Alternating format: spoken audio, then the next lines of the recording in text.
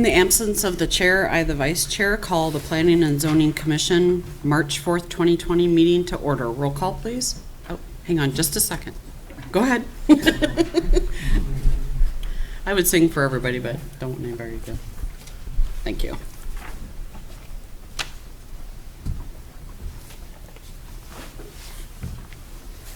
Chair Maxwell, Becker, Here. Buckley, O'Flaherty, Here. Klein, Here. Doe, Here. Wright. Here. We have a quorum. Thank you. Approval of the agenda. Any additions, deletions, or corrections? If none, I'll take a motion. So moved. Second. So moved by Klein, second by Wright. All in favor, say aye. Aye. All opposed, same sign. Approval of the February 19th, 2020 minutes. Any additions, deletions, or corrections?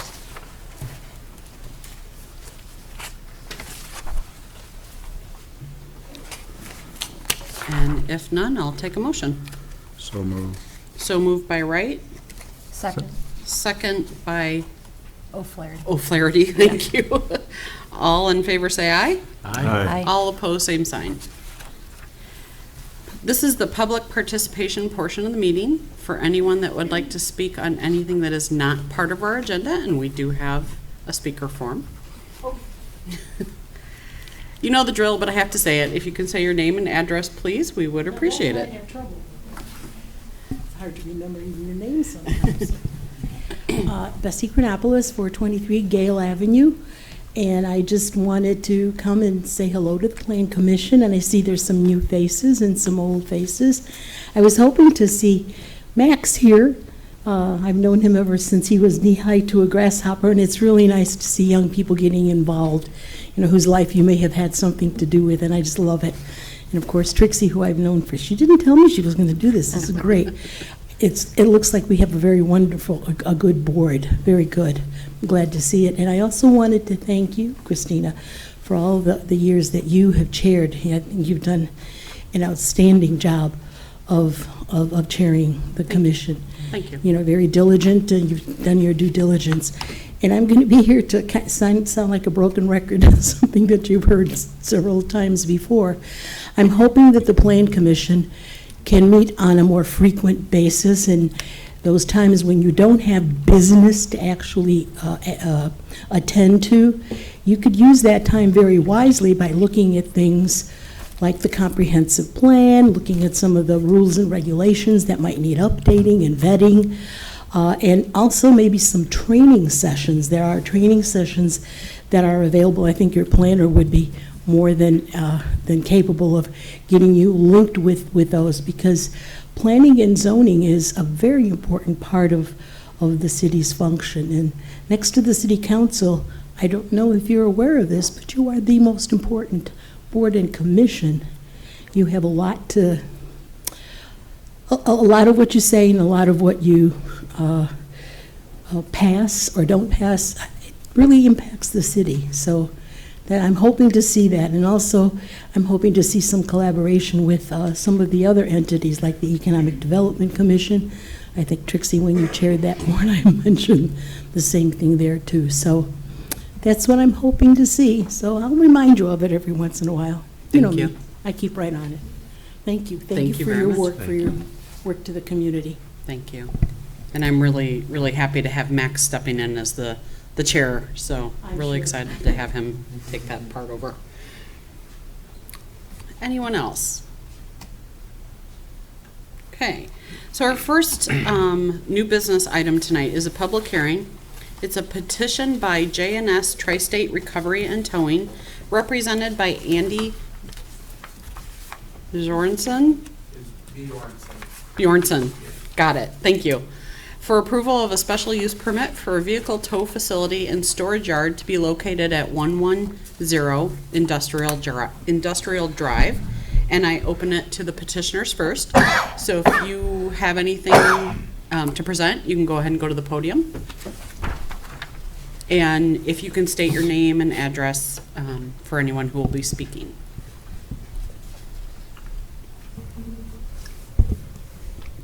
My name is Adrian Rochelle, and I reside at 1516 Holmes Drive in DeKalb.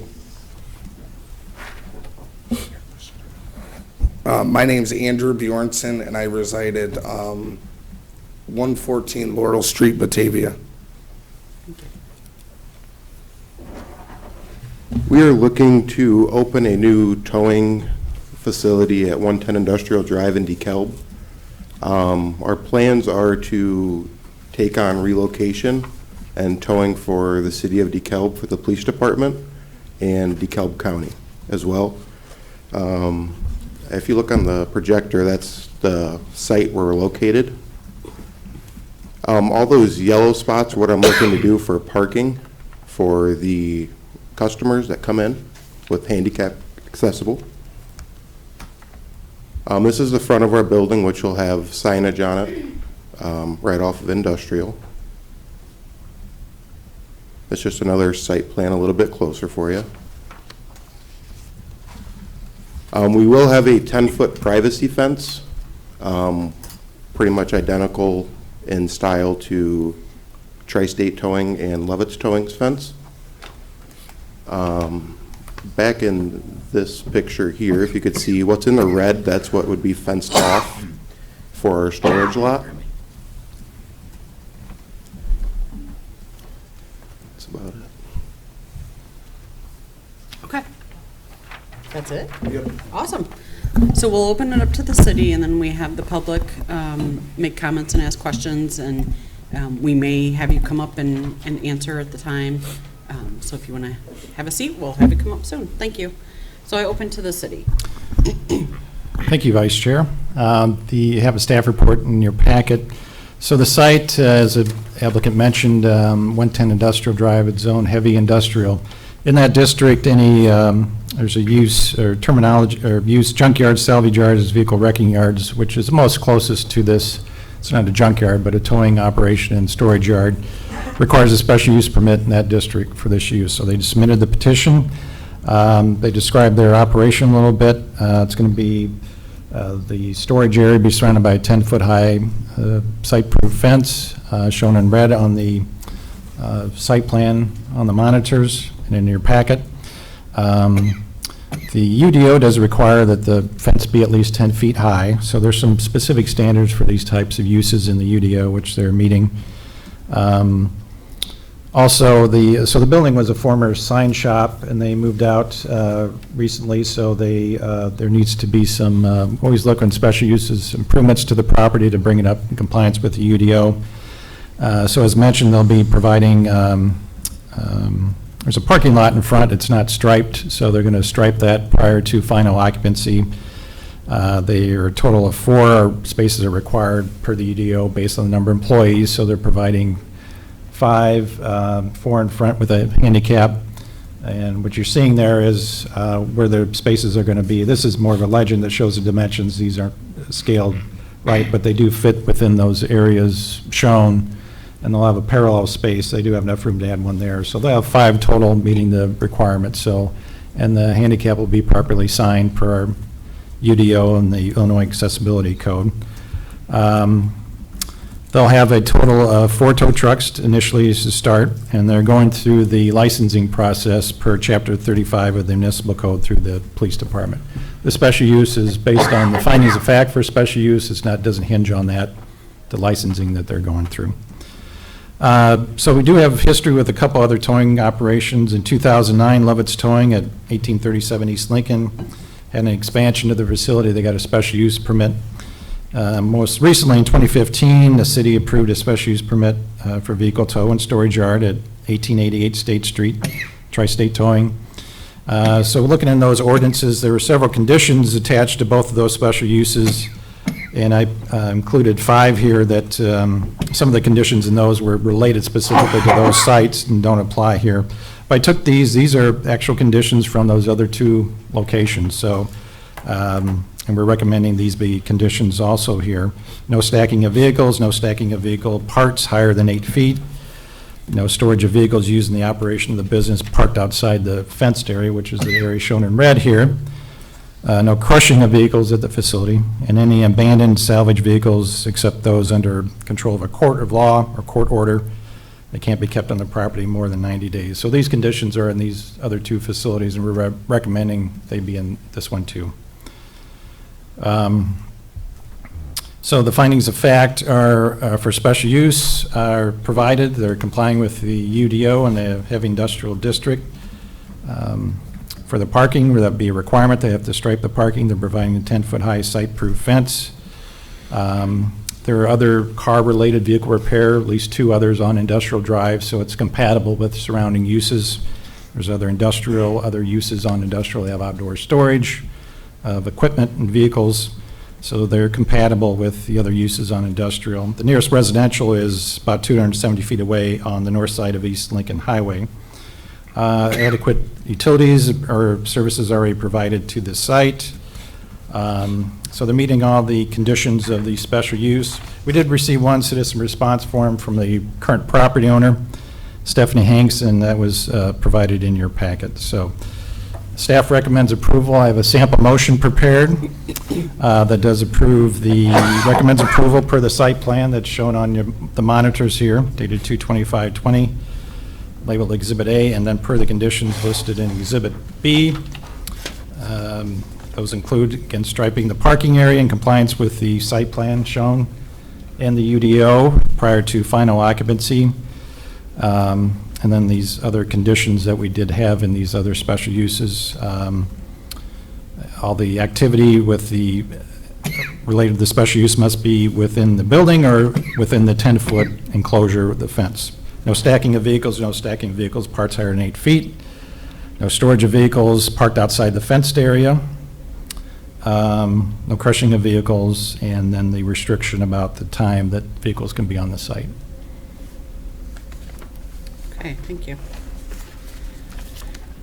So now I open it up to public comment for the public hearing, and I do have one form from Shannon Lovett.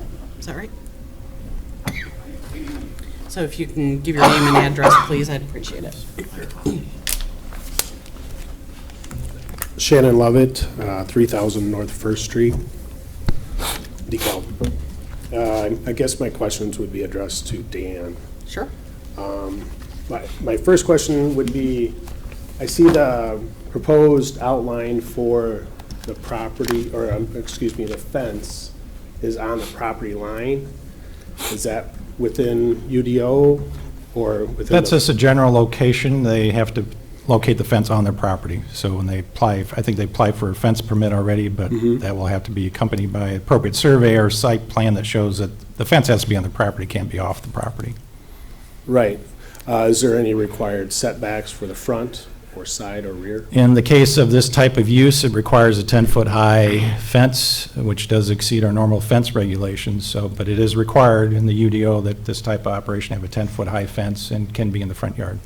Okay, I believe I addressed the question about a fire lane restriction or access to the fire department in a phone conversation. Yeah, we'll check with the fire. They didn't have any previous comments with the other special uses. There was no comment regarding fire lane, but we'll make sure it complies with the fire department regulations for any type of lane through the storage area. Through the storage area. We'll make sure that happens.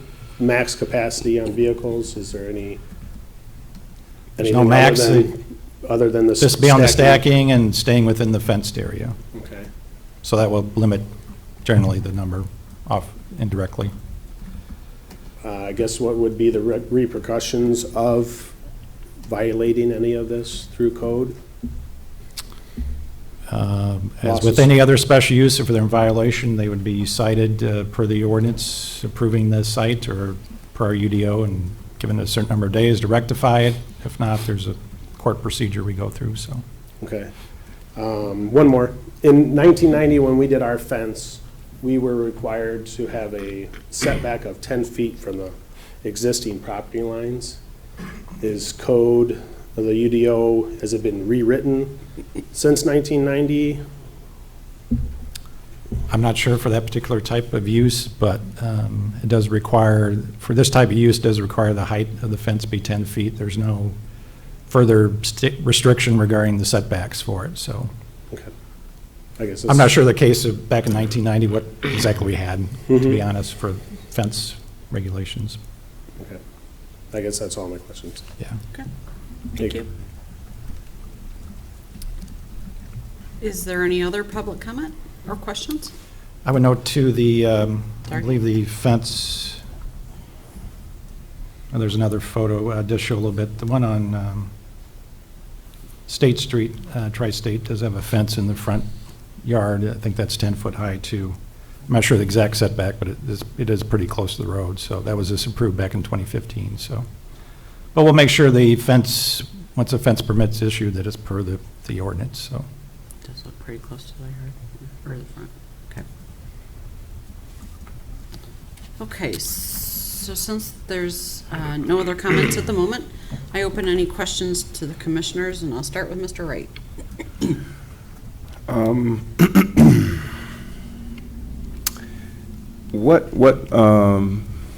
I don't know who was So if addressing you- this to. If you want to come to Somebody. the podium, yeah. thanks.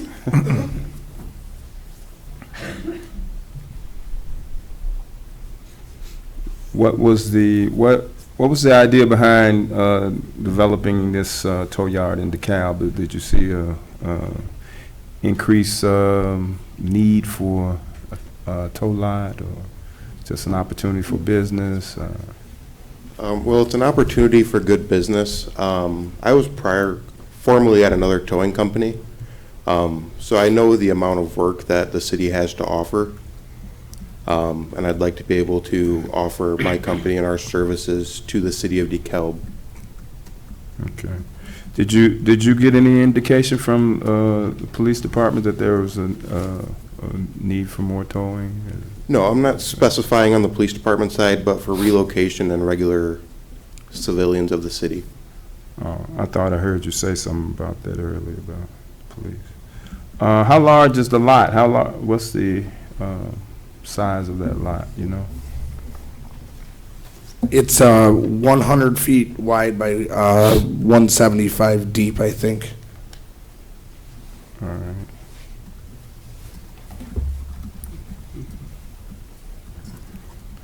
All right. And you see that as viable business, that you'll be prosperous and it'll be Yes, sir. something that you can, okay. That's all my questions for now. Okay. Mr. Klein? Yeah, you said it's 100 by 175? Yes.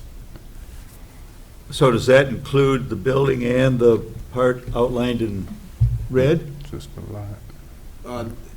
That's just the red lines that are outlined. The lot is, the total lot is .3, about a third of an acre. Yeah, that would Shown there. include the building and And the building and the outlined in parking red, lot, right? yeah. It's 100, it'd be more than 100 feet for the whole thing, I think. Yeah, I Well, you can be- see it's 44 feet here, so I think you're explaining the total length. You're talking about the area of the outside storage? 175 deep? I think I recall that that's the lot dimension size, but I could be wrong. Okay. So, just so I'm clear, the part that's outlined in red is where the fence will be? Correct. All of that will be fenced, right? Right. And to the rear of the building, when I drove by it, it doesn't look like there's much property behind the building, right? Is that correct? Correct. There's a red X through it. Does that mean you're not going to use anything back of the building? That's correct. It's grassed area, and they're not allowed to park on the grass, so Okay. that's not allowed. So the part outlined in red, though, would go back that same distance back as it is behind the building? Correct. Correct. Okay. And So- that is all paved also. The part that's outlined in red? Correct. Yeah, I saw that. Okay, that's all I had.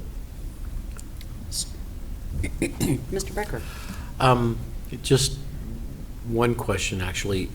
So it's my understanding that you're providing towing service, storage, and possibly impoundment service through the city. This does not involve sale of parts or anything of that nature, so it's storage exclusively. Correct. There will be no vehicle storage or no vehicle sales or part sales from Okay. this location. No questions. Questions? I have one question. Excuse me. And this might be for Dan, I'm not sure who wants to answer. I know one thing that we tend to take a look at is garbage area. So this seems like it's pretty tight. So where would the garbage, Yeah, I asked that question too, and they will have that inside the fenced area. it's Okay. indicating. Is that correct? Yes. so then, so would the garbage company have like a key access to get in there if they came in, or do you plan on having hours We've early already- enough? Excuse me. I own a tow company in Elburn, and we have our garbage in the fence also. Okay. So the garbage company, we're gonna use in the same one. They would come, I think they said to our location, between 11 and 2 on Wednesdays. And we actually, in the fenced area, I'm gonna point to it right here. Yep. This little bit of an area, we originally were gonna bring the fence here. This little bit of an area is going to be for the garbage in this front area right here. Okay. Okay, great. Easy access for them to get in and out of there then. Correct. So, given the size of the fenced-in area, do you have an approximation about how many cars that would hold, or vehicles? Not just cars, but, So the approximate square footage should be about 4,200 square feet. It's a little bit smaller than our lot that we currently have in Elburn for my tow company.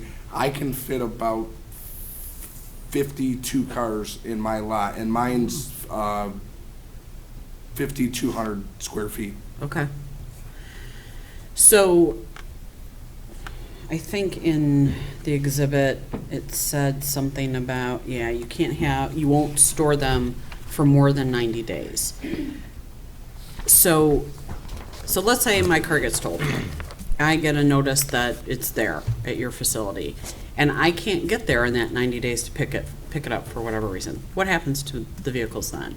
So there's actually a state statute that would take over in that before the 90 days. Okay. So you have, what is it for, is it the same as us? Yeah, after you receive a letter from us certified, when we receive that back, whether it's from you or the lien holder of the vehicle, we have 15 days from that time for the vehicle to be claimed. After that, we do what's called a COP, and then that vehicle becomes ours where it can be taken to scrap from there. Okay. So it's then hauled off your property and you don't have to, then that spot opens up for another Correct, vehicle correct. and, yeah, okay. Okay, that's all the questions that I have. Are there any further questions or comments from the public? I have a question. What additional security measures outside of the fence are you planning on implementing? Good question, and your microphone wasn't on, so I'll say it quickly. What other security measures do you have outside of the fence? Is that correct? That's what you asked? Yeah. We'll have high-definition security cameras surrounding the property. And then we also, like we said, have the 10-foot privacy fence, which is locked at all times, which can stop people from coming into the property without being attended by somebody. And I'm gonna point out here, there's already lights on the property. There's one here, and one here. And we put in a permit to the city to do a light, To add more lighting yeah, to to it. add more lighting. It was part of our permit. So we're gonna put a high output LED light right here on the back of the building, one here approximately 4 foot off the building, and a light here, and then there's one underneath the awning. And for our security cameras, there will be a camera at this corner facing inside the lot. There will be a camera here facing back, same on this, all 4 corners, and then there will be additional cameras facing the gate and straight into the lot. So there should be a total of 2, 4, 10 cameras outside of the building. Thank you. Yeah. I did have one more question, and I don't see this in the Exhibit B.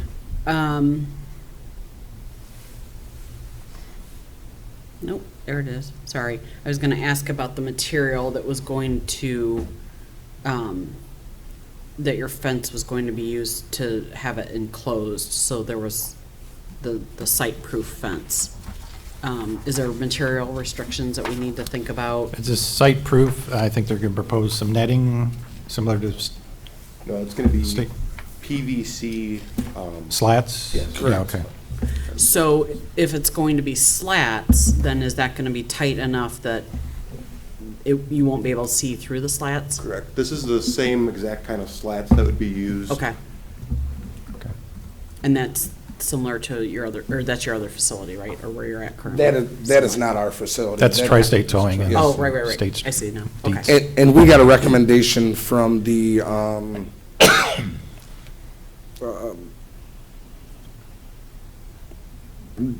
don't know if it's the zoning department. I talked to the lady about the fencing, and she gave us a recommendation of what material to use for this commercial grade. Okay, great.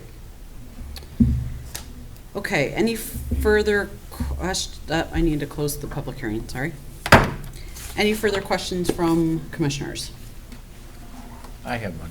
Yep. So, just for clarification, when we talk about towing, storage, impoundment, I'm reading repossession. Is that at all part of what you do? Absolutely not. Okay, so you're not coming out at the behest of a financing company and getting a reclaim on repossession? No. Okay. Thank you. Anything else on this end? Not for me. No? Okay, you can go ahead and have a seat. Thank you.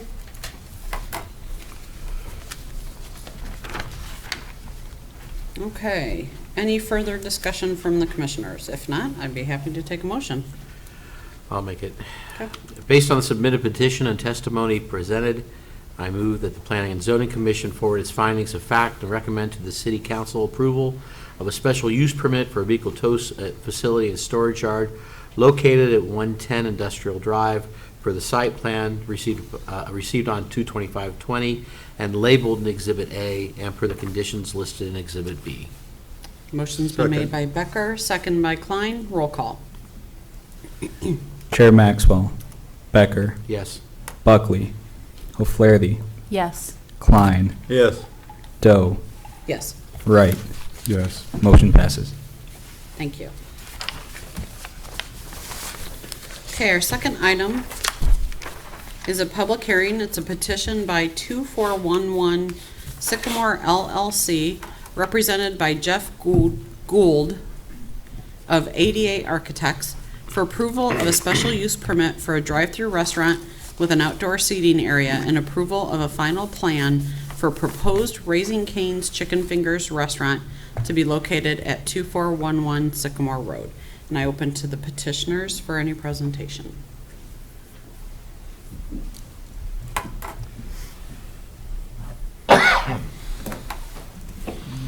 Hi, everyone. Thanks so much for having me. Jeff Gould from ADA Architects, 17710 Detroit Avenue, Lakewood, Ohio. Here on behalf of our client, Raising Cane's, who wants to construct a new Raising Cane's Chicken Fingers restaurant at 2411 Sycamore Road. There's the, so I'll get it right into it, I guess. That's the site there underneath that little star. As you can see, it's located in that big commercial area there along Sycamore Road. A little bit closer view of the site. To the northwest of the site is it's Target. Again, it's an out parcel of that big shopping center anchored by Target. I think there's a mattress firm directly to the south of the site. If you kind of look around the other, the surrounding area of the parcel, there's lots of other out parcels with similar uses, so pretty much fits the character of the area. Again, a little bit closer view of the site. That's the existing Applebee's that's on the site, and just wanted to, as I go to the next slide here, wanted you to make note of the overall layout of the site and the parking arrangement and the location of the access points, which is pretty much the same as what we're proposing. It's very similar. There's our proposed site plan. Again, same access points, similar parking, but instead we have the addition of the two-lane drive-through.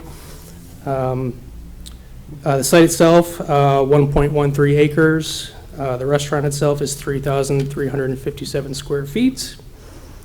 The restaurant will have 95 seats inside and 26 seats outside. And as far as the rest of the site is concerned, landscaping, most of that is going to be removed. For new landscaping, it's currently overgrown. I think there's a lot of dead landscaping out there and things like that. So that'll all be removed along Sycamore Road and the north side of the site, and a little bit on the west side of the site too. The south side of the site facing Mattress Firm is a big landscape berm that's going to be maintained. And we are we're also asking for a waiver to the parking requirements. And based off of the UDO regulations, the site's required to have 76 parking spaces. We're proposing 46 parking spaces, and that's based off of the number of seats and the number of employees on the max shift. Raising Cane's believes that this is adequate for their use. As a matter of fact, with other Raising Cane's locations, nearby, this actually has more parking than any of them, and those other locations don't have any issues with parking. So that's the waiver we're requesting. Moving on here, this is just a floor plan. You can see the dining area kind of on the right side of the plan there. You can see the outdoor dining area on the top of the plan, and the back half of the building is all kitchen, food prep area, freezer, and things like that. This is a rendering of what we're proposing. The front elevation, which is facing to the north, that's the main entrance. The drive-through elevation is the side that's going to be facing Sycamore Road. And the finishes for this location are pretty typical of most locations. Sometimes we change it up a little bit depending on what the regulations require, but this is pretty typical. Variations of brick and Drive It, which is a commercial cement plaster. And then here's the other two elevations. The side elevation there at the top is actually what's going to be facing the Target, and then the rear elevation will be facing the Mattress Firm. So move on here. That's an existing photo of the site. There's the existing Applebee's. This is taken from Sycamore Road. You can see the Applebee's monument sign there. The Raising Cane's monument sign is going to be going in the exact same location. And a couple more pictures of the existing Applebee's. I think the snow and the clouds really add to the sadness of the existing building, but And the geese on the property. Yep. So that's it, and it's vacant. It's closed. So I think that's the end of it. So I understand that Mr. Olson's going to give a presentation here for his findings, and if you have any questions, I'd be willing to answer them for you. Thank you. And Thanks. then after he's done, then we'll open it up to the public, and then we'll ask you any questions as well. And I open to the city. Thanks. The applicant went over the proposal very well, so I won't try and repeat things, but a special use is needed for any drive-through. It's a planned development commercial zoning that's same ordinance that covers the Target and the surrounding shopping center. Special use for the outdoor eating area also, and then every lot or development there in that planned development had a final plan approved for each lot, which include the site plan, landscaping, architectural renderings, preliminary engineering, which they've submitted. So that's part of the proposal too. I mentioned number of seats, 95 inside, 26 outdoor seats, double drive-through, going down to one lane as you go around the site. Went very well over the elevations, so they're very unique look. So they described those at the beginning, so combination of masonry and Drive It, earth tone colors with some of their artwork they have in their other buildings too. So with the parking, as mentioned, they're requesting a waiver. They're showing 46 spaces. Our UDO requires one space for every employing the maximum shift plus one for every 2 seats. We didn't include the number of outdoor seats too, but, so ours formula is kind of a max there. Of course, those outdoor seats won't be used 6-7 months out of the year, but based on that, 76 are required. As noted here, we did ask, and they did provide the parking information for 3 other locations, Oak Lawn, Batavia, and Naperville, which those are similar type layouts here, particularly Naperville, which has an adjacent, shopping center with additional parking, but similar type locations in terms of the surrounding area. So, and I broke down each, and the applicant explained that they're having more parking here than those other locations, and the square footage of the building is very similar. The one here, DeKalb, the one in DeKalb that's proposed, very similar in size to Batavia, and they have even less parking. And the one in Naperville is a larger store, larger footprint, and they have parking that is even less than proposed here. So we're comfortable with the parking waiver as what's proposed. As noted here, and a key is 80% of their drive-through traffic, or 80% of their business is drive-through, so there's less demand for parking. They obviously want to provide parking for the customers, and of course, they do have rights to the parking areas surrounding there too if there's overflow, so that's certainly a possibility. I don't think there'll be any problem with somebody that wants to go there finding ample parking for that. So we do recommend approval of that waiver. Findings of fact for the special use are noted here. They're meeting all the requirements. It's compatible with surrounding area, of course, a former restaurant, commercial all around there with other drive-throughs and variety of commercial uses. Landscaping, there'll be, that's in your packet too, not shown on the monitors, but they'll be having some removal of the landscaping existing and putting in new landscaping that meets the UDO. Remove that along Sycamore Road on the north side of this site because of some grading and the improvements they got to put in, but they're going to put in new landscaping in that meets our requirements.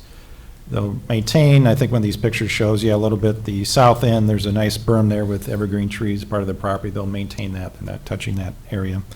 So that will be maintained.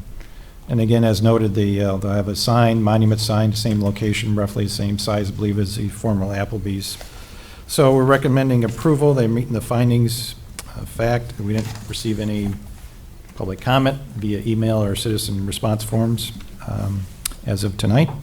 So recommending approval lists the approval of the special uses and the final plan dated 1/24/20. Also the exterior elevation, which is shown, dated 2/11/20 per the conditions Exhibit B. And let's go through those shortly. Quickly. Submittal of photometric plan meeting the requirements of the UDO. They'll have to submit a detailed and proposed ground sign that meets the requirements of our ordinance. Also trash enclosure. They do show the location of the trash enclosure right here. They just need to provide a detail, and it's required that they be screened 6 foot high with materials similar to the building, which they plan to do. There's a few engineering comments they just need to clear up, and some from the Kishwaukee Water Reclamation District. They forward some comments, which we're recommending these be addressed to the staff's satisfaction prior to final city council action. Can you tell me how many spaces Applebee's had for parking? 70 something. Do you know offhand? I mean, 76. 76. well, 76 is what's required by our ordinance with Raising Cane's. Yeah, they had more. So they had as many as we see here as required? 76 was required. Yes. Yeah. And is that what Applebee's? I assume they had enough. They had more probably, or as much. He's had more, yeah. They had more seating. Yeah, they had more seating probably. So I can count them up here on the aerial if you. He's got the survey here. Okay. It was 76.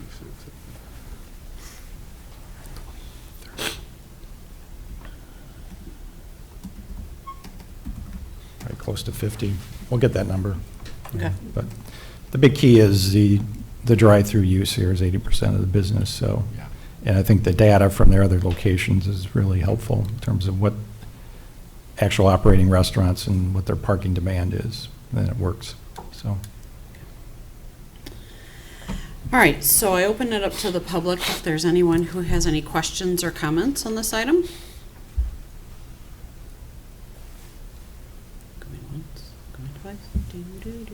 Okay, so I'm going to open it up to the commissioners for questions, and I'll start with Ms. O'Flaherty.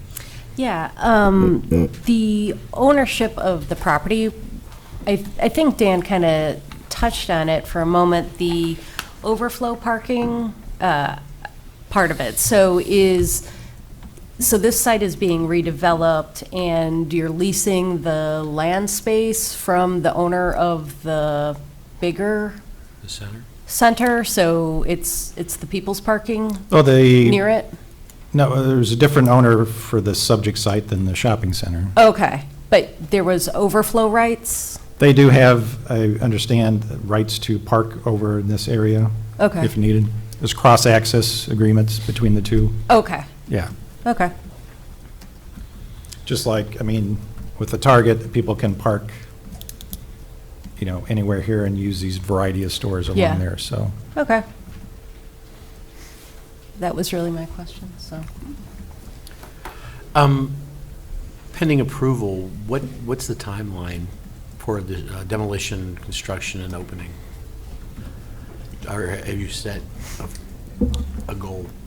Civil engineer knows that one. So can you state your name and address too, please? Thanks. Yep, Jason Cooper, 1001 Warrenville Road, Lyle, Illinois. Yeah, the intent is to get this open this year. It's in their 2020 business plan to have the restaurant open. So as soon as we get through this approval process, we'll make the revisions based on the engineering, and we'll try to get in for official building permit as soon as possible, with the goal to break ground later this year and have it open by the end of the year. Thank you. Nothing else. I'm looking forward to it. I've had the pleasure of eating at several down south, and they're always clean, always efficient, and always tasty. I'm excited. Mr. Klein? Yeah, I still have a little problem, I guess, with the parking. I realize you have a lot of drive-through, but you're going to have 95 seats inside, Yes. 26 outside. That's a total of 121 potentially that on a busy evening this summer, you could, or whenever you're open, you could have all of those full, correct? Theoretically. So yes. 121 seats, if two people come together, you still need 60 spaces for cars to park somewhere, and that's a lot more than you're talking about 46. Mhm. Yeah, so we've done a lot of parking counts here in the Chicagoland area, and the traffic study that was provided shows that even a peak at a similar restaurant on one of those weekends, they check, the 11 to 1:30 or so, the peak lunch hours and the peak evening hours, 2 days during the week, and then on Saturday as well. The peak at those restaurants was 26. It didn't even make it over 30. And we talked about Cane's. This is restaurant number 538. They've done these all over the country. We've got 8 open now in Chicago. They're not going to run a restaurant that wouldn't open, that wouldn't have seating, because that's lost customers, lost revenue. So we've discussed this on multiple different sites with them, and they're very confident in a 10-0 ratio, which would be for the 3,400 square feet around 34. And as staff mentioned, this one has 46. It's got more than 10 more spaces than any other Chicagoland restaurant, with the addition of the cross parking. In discussions with Cane's, we have absolutely no concerns with being able to have parking on this site, should the entire seating be at capacity. So you don't ever expect the restaurant to be full? No, we do, but you've got, carpooling, 4 people in a car. A lot of the employees on the maximum shift are younger, so they'll be dropped off by parents too as well. Of course, the 121 doesn't include employees either. So Right, there'll but be that's that outdoor many seating more. too. That's assuming, you've got everybody in there is full. So I guess to answer your question, no, based on the parking counts we've done, that hasn't happened in the peak to where they've needed more than even 26 parking spots on a local restaurant here.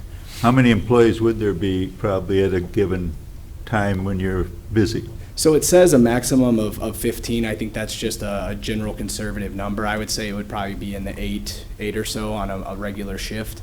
And like I said, Cane's tends to try to, they like to have a great working community and environment, and they're really fun to work with. They've got disco balls in their office, and you'll see those inside the interior of the building too. So they try to attract a young, vibrant group, and a lot of time those are students or folks that may not have their driver's license. So they'll have employees that may get dropped off. They'll carpool together and use other means. So what I'll revert back to is that we've analyzed all the parking on different restaurants around here, and then worked with Cane's, and this is something that they're very confident and comfortable with, that there shouldn't be any issues. So with do parking. you have some agreement with the owners of the adjacent shopping center area that excess cars could park there? Yes, it's my understanding that the entire shopping center has a, an overflow agreement that parking can be shared. Is there any limit on how many you could park in the adjoining area? Not that I'm aware of. Okay. Thank you. Yes, you're welcome. Mr. Wright? So there's no use for that current building, huh?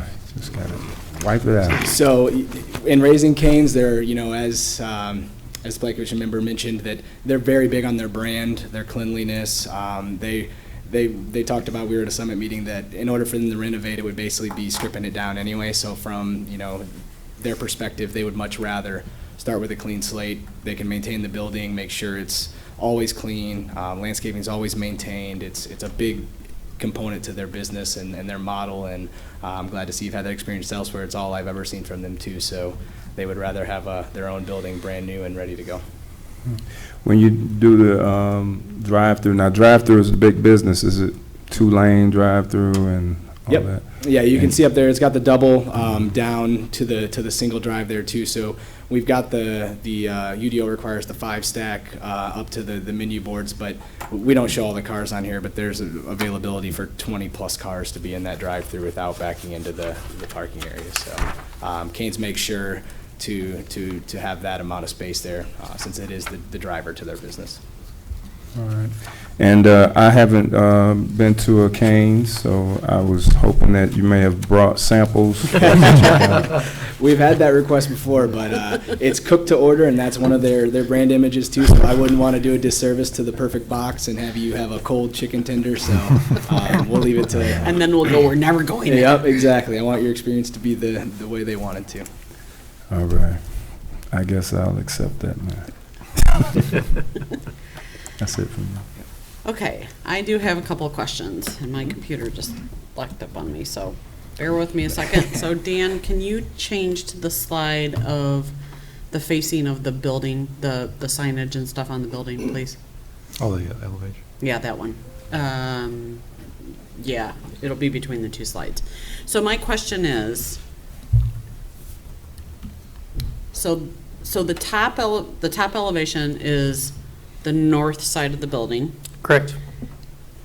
This next one is the one you said facing Target? Yes. Or no, I'm sorry, that's facing Sycamore Road. Facing Sycamore Road. Can you go to the next slide then? So then the top one is facing Target and the bottom one is facing then? The Mattress Firm on the south side. Firm. Yep. Okay. So I've been on the commission for a while, and when we have buildings that have 4 sides that have, that are visible to the public, I would like to see something on the bottom one. Just, it doesn't have to be very big, but I think we need to have some type of signage back there just to give that visibleness to you, because not only are you going to have the people going by Sycamore Road and the people going along that Target and the open spaces in there, but there's that road that enters into where Mattress Firm is. And if you're going across Sycamore Road quickly, you're going to miss what that is because the sign's going to be down a little bit further. So I would like to add that there's some type of signage on that back. That's all. I'm sure Raising Cane's has no problem with that. Okay. Yep. So my next question is, so Dan, now can you go to the slide that had the parking spaces and you could see the drive-through? So you had just said, which one of my questions was the stacking in the drive-through, and that you could probably fit 20 cars in both of those lanes. So let's take a hypothetical, really awesome, wonderful Friday night. Now let's do Saturday night because it can be busier. And you've got more than those 20 cars stacked. Where would that overflow go? Because you can see on this slide, that's your driving area basically to get in and out of your parking places, your entryway from the south that's going to take you around the building to get to your parking places. So where would that overflow go? Because my natural reaction would be right in that drive area. Yeah, and I think you're absolutely right. I'll go back to the parking the counts that we've done before. I would have to pull it up, but I believe the maximum queuing was 9 there. And so again, when Raising Cane's lays these out, they put a lot of buffer and conservativeness into those layouts. I haven't looked this up and can't confirm it, but I imagine if you look at some of the other McDonald's and other, fast food area, fast casual type of environments that they don't have near this amount of stacking, and Cane's does that because they want their customers to have that experience. If they're backing up and you can't get in and out, that's not the experience that they want their customers to have. Right. So this is more than adequate for any restaurant that we've counted in the area. I'm not going to say on grand opening when everybody's rushing out to do it. If that's the case, what I've seen them do in the past is they'll put orange cones out there and they'll have staff out there To directing direct traffic. people. Yes, Okay. if that's the case, and I've only around here seen that at grand openings, and because it's such a big rush. But they do have people that come out and will make sure that they're out there directing it because again, they want the experience to be one that you're going to remember and want to come back. And so if you're frustrated about getting in and out of there, that's not what they want. Given the hype, not the hype, but given the comments that I've seen on social media, I hope your opening week is that awesome. Yeah. Because people are very excited for this to come. Me too. So, I did have another question, I lost it. No. The signage, okay, so since you have cars directing in from the south, and it's one way up until you get up to the north part, then you'll have cars coming in potentially off of the Sycamore Road area, out from the back end of Target, the front end. How big is your signage going to be so that people don't come down that one-way road?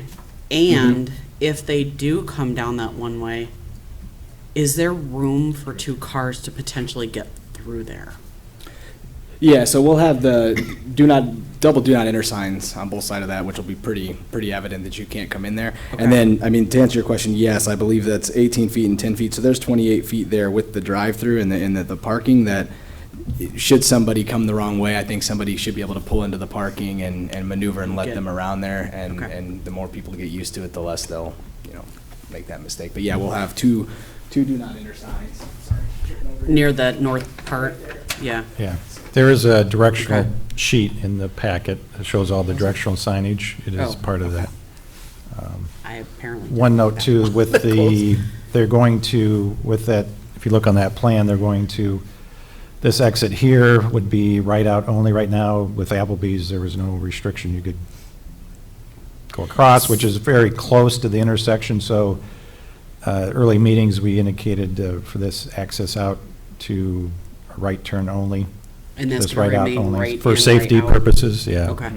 With Applebee's, you could go across there and turn. It's very close to that intersection, so that's one little change you're doing with the flow. So traffic. Dan, out at that Sycamore Road entrance, I think right now there's a small little median so that people, It's a right in, to right hopefully out. deter people from going in. I've seen people actually make that turn into there, but is that median still there? Or will Yes, there be it's some- right in, right out. It's not changing with this Okay. proposal.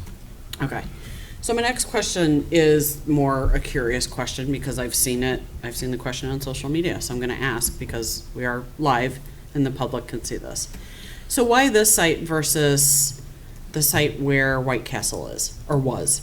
Given that that's got a drive-through ability, it's got lots of parking.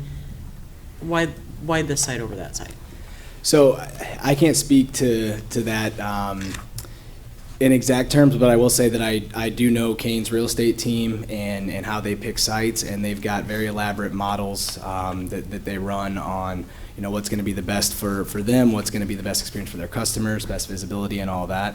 So I can imagine that they ran the analysis on that they had all those conversations. When they figured they wanted to be in DeKalb, I'm sure they looked at that site and they, went through everything and worked with the landowners, and this ended up being the best option that they had. Okay. But I wasn't personally involved in those. Okay, that's fair. Thank you. What are your general operating hours going to be? Are you like a 11 to 10, 11 to 11? 24 hours because chicken's awesome. I believe typically 10 a.m. to like 11 p.m. Okay. Cool. Okay, so one more opportunity for the public to ask any questions or comment. Nope, there be none. I close the public hearing part. And any further questions or comments from the commissioners? No? If not, I'll be happy to take a motion. I can read it. Based upon the submitted petition and testimony presented, I move the Planning and Zoning Commission forward its findings of fact and recommend to the City Council approval of a special use permit for a drive-through and outdoor eating area and approval of a final plat for a Raising Cane's Chicken Fingers restaurant to be located at 2411 Sycamore Road per the final plat dated 1/24/20, and exterior elevations dated 2/11/20 labeled as Exhibit A, and per the conditions listed in Exhibit B, being addressed per city staff satisfaction prior to final city council action. Second. A motion made by Klein, seconded by Wright. Roll call. Chair Maxwell. Becker. Yes. Buckley. O'Flaherty. Yes. Klein. Yes. Doe. Yes, Wright. Yes. Motion passes. thank you. Welcome to DeKalb. Thank you all very much. Very excited. Well, hopefully welcome to DeKalb. I know you have one more hoop, but I'll welcome you. Our next item is a public hearing. It's a petition by the City of DeKalb for text amendments to Article 13, signs, and Article 18, appeals and variances of the Unified Development Ordinance. And I open to the city.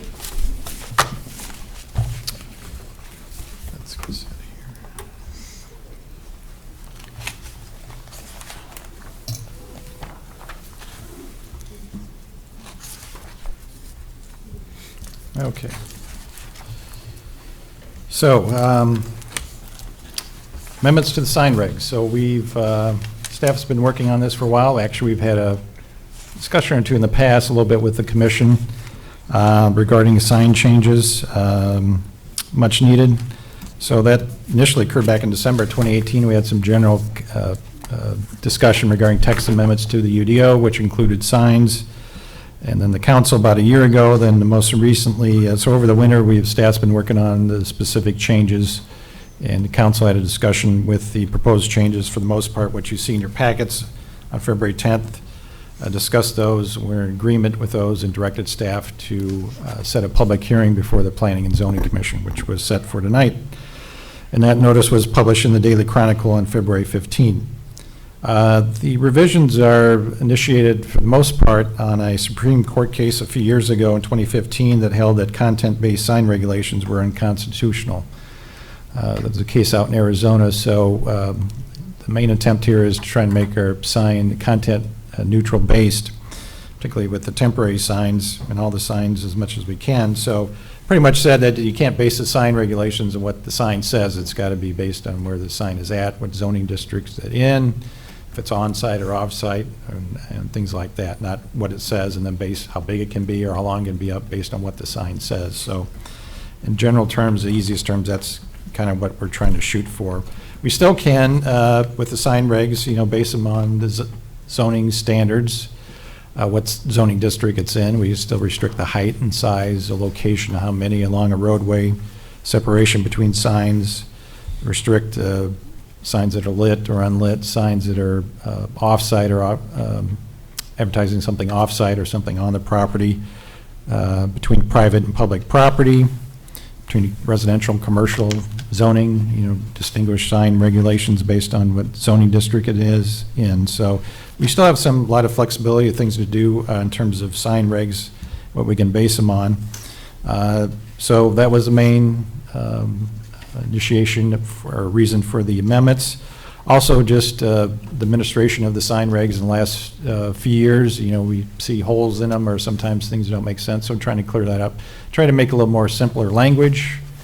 Took out some definitions where we're not using that term in the UDO. Try to make it a little more business friendly. We added some charts in here in terms of, so it's a little bit easier to find the sign regulations for an applicant. So in general, the regulations we didn't make any regulations more strict, so it's more business friendly, but we're still maintaining aesthetic standards and public and safety issues. So let me just go through the summary there. Content neutrality, that's the main one, of course. So basing the sign regs for the most part, and they currently are majority of it, but trying to make them more based on the zoning district it's in. So residential has more restrictive sign regs compared to commercial or industrial zoning, and that covers the permit signs, wall signs, freestanding ground signs, and other signs related to those zoning districts too. So also basing the sign regs on what's happening on the property, not what the signs says, again, so content neutrality, basing it on if there's construction going on the property, putting sign restrictions on that, or signs that are something advertised, if a property is for sale or for lease, what the sign regulations could be for that. So, so content neutrality was the main thrust of this particular changes. Again, easier to understand. We had some charts, try to eliminate unnecessary language. One thing we did change was the increased allowable area for wall signs. So right now, Thank you. yes, Trixie, experience with that. We're going to add graphics in there too. This just shows, well, put this in the ordinance, this is showing the different variety of signs. So for wall signs, signs on the wall, like these, we based it currently on 1 times the frontage of the business frontage of the building or tenant frontage, 1 times that. So if you had 20 feet of frontage, you're allowed 20 square foot sign. We're proposing to increase that to 1.5 times the frontage. So a 20 foot of frontage would give you a 30 square foot sign. This will be helpful for businesses, particularly in strip centers that are a little farther back from the roadway, gives a little more area for signage. 1 times the frontage is kind of limited, particularly for those businesses in the back, way off the road. We currently have, there's a couple of plan development ordinances along Sycamore Road that do have that provision in there for the buildings that are further back. So we have that language in a couple of plan development ordinances. We thought we should do that for the whole city itself. In the central business district, currently we allow 2 times the building frontage because a lot of those building frontages are smaller.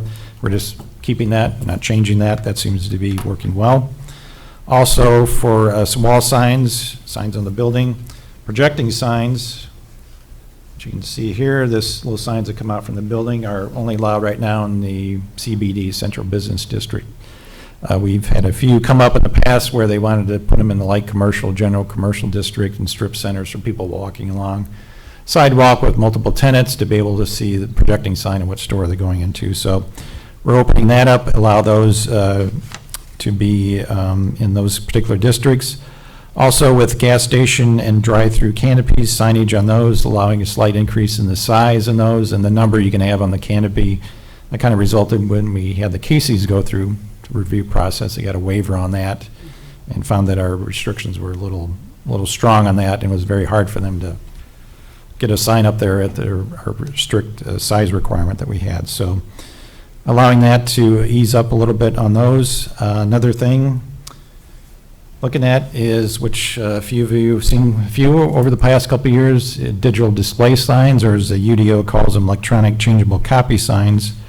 Right now, they're prohibited in the UDO, except for time and temperature signs, and gas stations can have price signs.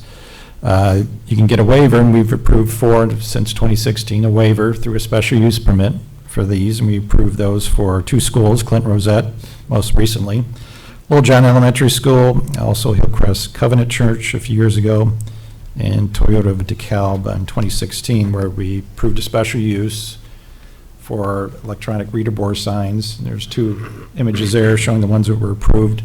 In those conditions, we had several conditions, operating conditions. One of those was this sign message you had to wait 20 seconds before the message could change. That's kind of long, but we approved pretty much the same operational conditions in all 4. That was very consistent through each 4.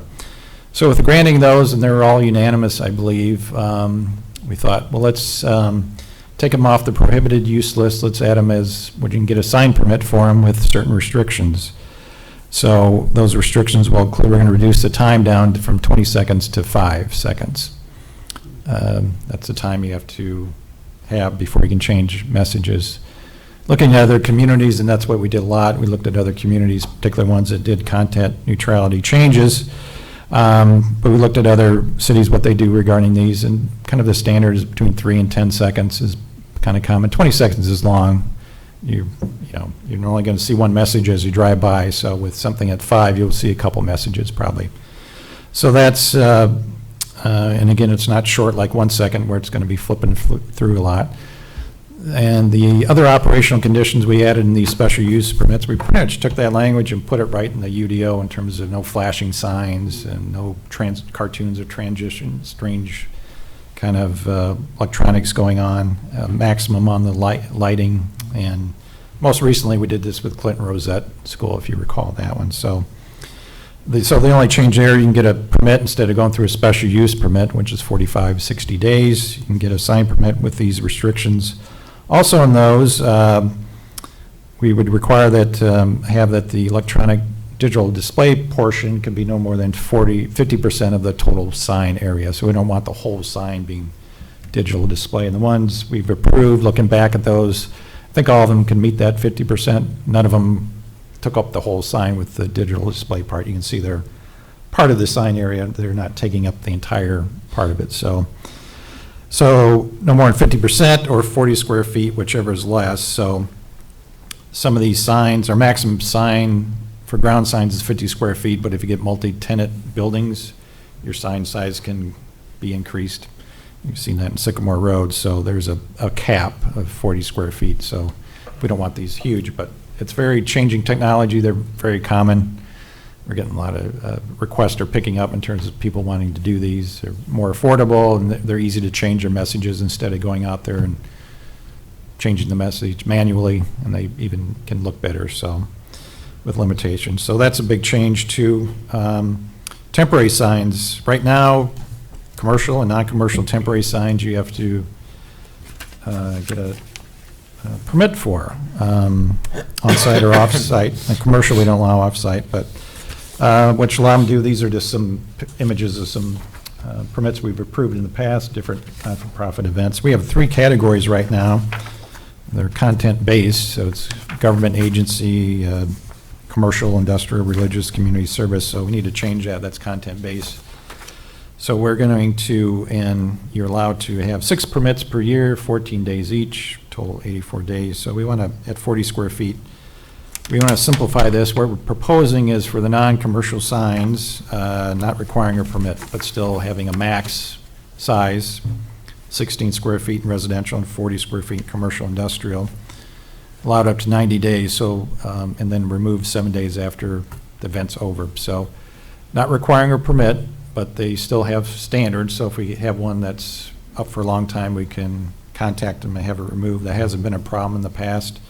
So we're trying to make it easier for these non-commercial entities to advertise their events. So Dan, can I ask a really quick question? Sure. While we're on that? So if they need to take it down after 90 days, then they have it down for It's 90 10 days per calendar year, so they get 90 days. Okay. Right So now, they it's can't 84 take it down days. for 10 days and then put it up for another 90 days.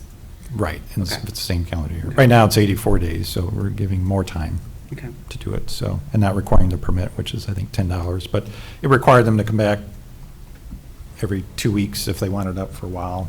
Okay. Most did the 2-week time frame because they're kind of events over a weekend or something, but Sure. not requiring people to come back all the time. Okay.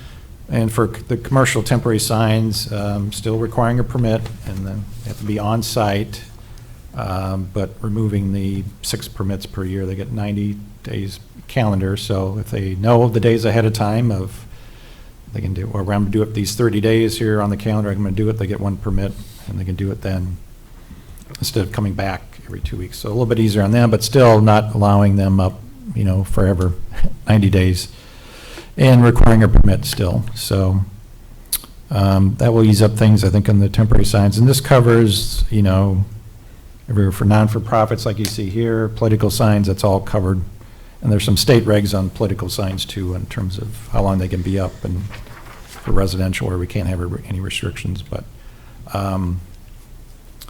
that will ease things up a little bit for the non-for-profits and other entities. So instead of coming in for permits. And if there's an issue, we can always, which there hasn't been, talking to permit staff that, usually these not-for-profit, they put them up per a certain time and they're removed because they usually use them over again, so. And it's up to that non-for-profit to get the permit, not the person that's putting it in their yard. Well, they won't be right? required a permit, but yeah, if they put on somebody else's property, they should be getting their Gotcha. authorization. And they can't place them in the city right away or on public property. Unless it's a public entity advertising, like the Park District, their own events, but. Sure. Also, we clarified the calculation of sign area. We do have current language in there, we just clarified a little bit, and we're going to add graphic, it'd be very similar to this, that shows how you measure a wall sign and ground sign, particularly wall sign. If it's a box sign like this example where it's a sign placed on the building, you measure the area that's shown in red. If you have individual letters put up on the building, the area in red is the square footage, not the blue background. And I think we've pretty much done that in the past. The language wasn't all that clear, so we just clear that up, and we'll have the little graphic, which is very helpful for people trying to understand language. Can get a little complicated just reading it. So these graphics will help in terms of how you measure wall sign. This will apply to ground signs too, where, like this ground sign here, this is, the square footage would not include these posts or decorative posts. So we just cleared up the language on that, so. Also, related, I guess, somewhat to the electronic reader board signs, they require special use. We're going to change that. We're going to allow variances for signs and remove the special use standard. Variances, of course, are have a hearing. The commission has a hearing. You make the final decision on those. We have findings of fact for variances. So this change will also, if you see in their packet, a couple changes in Article 18, which is the variance section, where we're allowing, getting specific on signs for variances, where you can vary the height, size of signs, and you got to show a hardship and standards for why you're requesting that. So instead of a special use, a variance makes a little more sense for sign waivers, so to speak. Other communities usually use a variance for any changes in the sign regs. With a plan development, you can still request at the beginning. A lot of people do sometimes with signs. If a project coming in and they have a waiver, they can't meet the sign regs, they can request that with a plan development. They can still do that. So that will cut down the time. The special use, of course, has to go to council, so that's 45, 60 days. The commission, the variance would be a little shorter process. But still a hearing, notification surrounding owners, and decision by the commission. Window signs is a minor change. We had two kind of regulations: window signs can't exceed 40% of the window area. If it was neon sign, it was no more than 25%, so we just thought we'd make it 50%, make it easy, and then clarify if it's a window pane or the total window was not clear. So it's be the total window area. We're trying to make it easier to enforce this regulation. So we're going to make sure there's a lot of businesses have window signage. We're going to make sure there's some opening to those, so for security purposes and aesthetics. So it's making it simple. 50% is probably a little bit easier to judge on those. So that's the, there's a lot of other changes there, but these are the major ones, certainly the main ones. Others were clarifying things, making sure things match up. There's a lot there, so I'd be happy to answer any questions or take any comments. As noted, there'd be text amendment, so like others, there'd be a recommendation from the commission, then we'll forward that and go back to city council with your recommendation, report back to the council where they have an ordinance ready to be approved with these changes. We've been in communication with groups to the Chamber of Commerce. There'll be a video going up on their site, which I did just kind of explaining the changes, but a copy was provided to them. Other business groups, we also was contacted by the Government Affairs Director for the Realtors of Northern Illinois, and I provided them a copy. There's no change in the real estate signs. We're not making them more strict or anything. So we've communicated this out to the public too, as much as we can. Okay, great.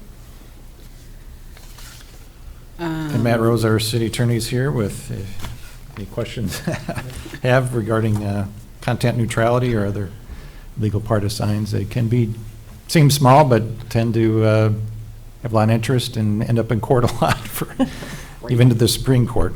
It's a matter of First Amendment, freedom of speech issues, and come up with this stuff. Okay. So commissioners, ask your questions. Or do you have any comments? Go ahead. I do. Yep. Well, generally speaking, as I've said before, I'm not a great fan of signs, especially a lot of signs along the road, but I guess they're here to stay. And I like less regulation as a general principle. So I think you've done a very good job of wading through all of this. I commend the staff on what you've produced. I went through it. I don't really have any specific questions. I think the changes you've made, some of which are mandated by the court decision and some of which you have made in addition, I think are good. So I'll certainly approve it. I have lots of things. Go right ahead. I'm very happy with the work that you guys did on this. The couple of concerns that I had have been addressed. The biggest one that I had was the inability in the past to get a variance and having to do either a plan development, which when I was looking at it was $1,500 and just an enormous hindrance. So I'm very happy with that. That seems reasonable and very doable.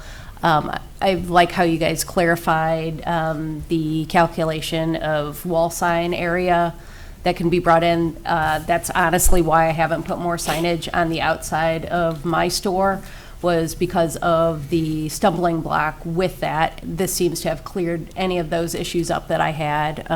The text amendment that we had to make about 2 years ago, that helped with some other concerns, but it really did clarify things, it modernized it, and I think it made it so there's possibilities for exceptions to be made, and it seems like a really, really good revision.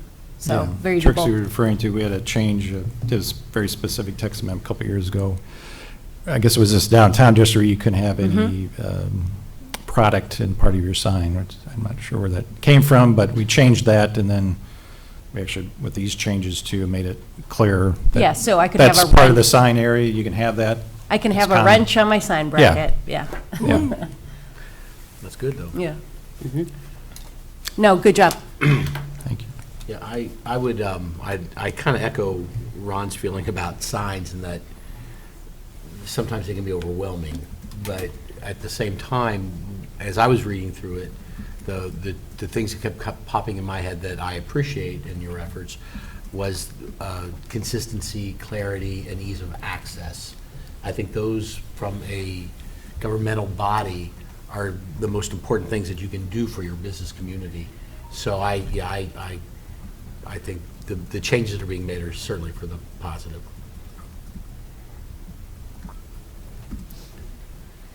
And I like, although it's a little difficult to read, but I like the chart that you put in here that added, does make a quick, kind of a quick reference guide, sort of.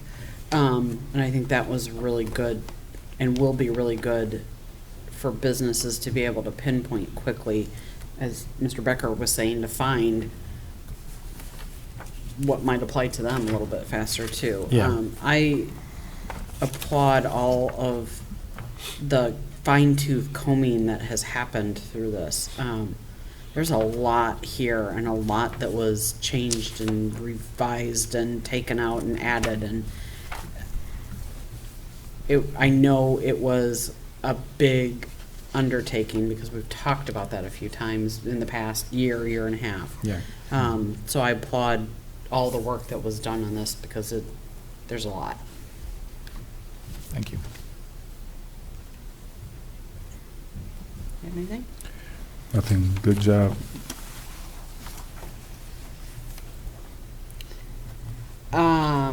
It's a public hearing, right? So we have to Yes, give the public yes. an opportunity for any questions or comments.